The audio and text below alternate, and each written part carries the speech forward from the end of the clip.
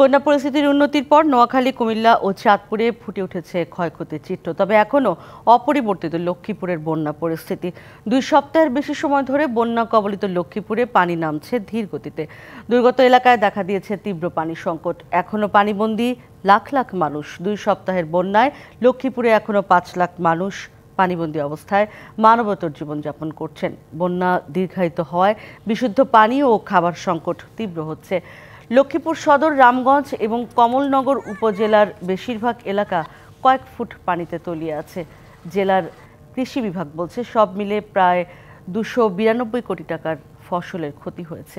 কুমিল্লায় এখনও বিভিন্ন স্থানে পানিবন্দী 1 লাখ পরিবার। জেলার কৃষি, মৎস্য ও প্রাণী সম্পদ খাতে মোট প্রায় 3000 কোটি টাকার ক্ষতি হয়েছে বলে জানিয়েছে জেলা প্রশাসন। চাঁদপুরে নিষ্কাশনের অব্যবস্থাপনার কারণে পানি নামছে ধীর গতিতে। শাহরাস্তি উপজেলায় এখনও দুর্ভোগে অন্তত 50,000 মানুষ। দূষিত পানি ব্যবহার করায় দেখা দিয়েছে পানিবাহিত নানা রোগ। নষ্ট হয়েছে মাঠের ফসল, সড়কে খানাখন্দ তৈরি হওয়ায় ব্যাহত হচ্ছে যোগাযোগ।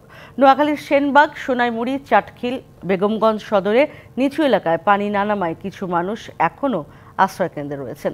সদর হাসপাতালে রোগীর চাপে তিল ধারণের জায়গা নেই। অধিকাংশই ডায়রিয়া, আমাশয়, পেটের ব্যথা, জ্বর ও চর্মরোগে আক্রান্ত।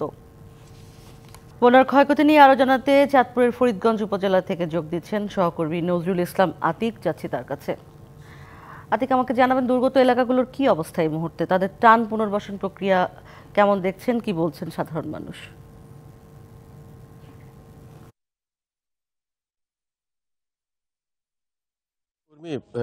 ক্ষয়ক্ষতির যদি বিষয়টি আমি যদি বলি, প্রথমে আমি গতকাল সারাদিন কিন্তু চাঁদপুরের যে শাহরাস্তি উপজেলা, যে উপজেলার প্রায় অর্ধ সহস্রাধিক মানুষ কিন্তু এখনো পানিবন্দী অবস্থায় রয়েছেন, সেই উপজেলায় ছিলাম।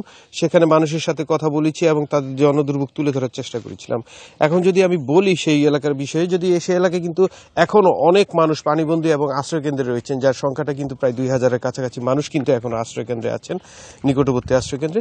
তারা কিন্তু ব্যাপক ক্ষয়ক্ষতির শিকার হয়েছেন। বিশেষ করে অনেকের ভিটেমাটি নষ্ট হয়েছে, বিশেষ করে মাটির তৈরি যে ঘরগুলো, ভিটেমাটি, সেগুলো কিন্তু একেবারে ক্ষয়ক্ষতির শিকার হয়েছে।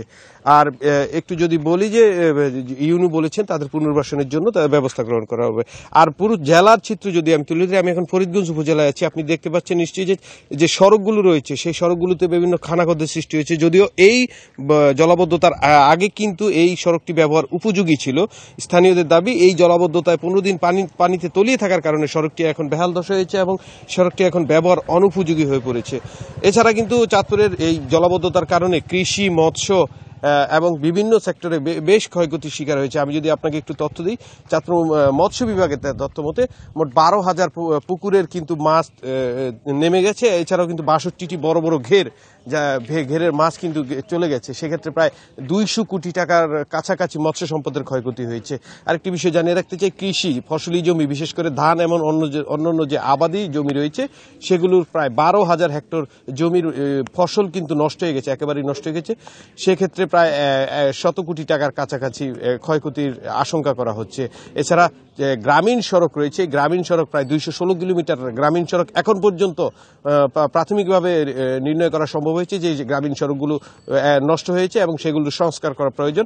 হয়তো যে শাহরাস্তি উপজেলার যে সড়কগুলো আছে সেগুলো যদি দৃশ্যমান হয়, সেক্ষেত্রে আরো পরবর্তীতে আরো ভালোভাবে জানা যাবে যে ক্ষয়ক্ষতির পরিমাণটা কি।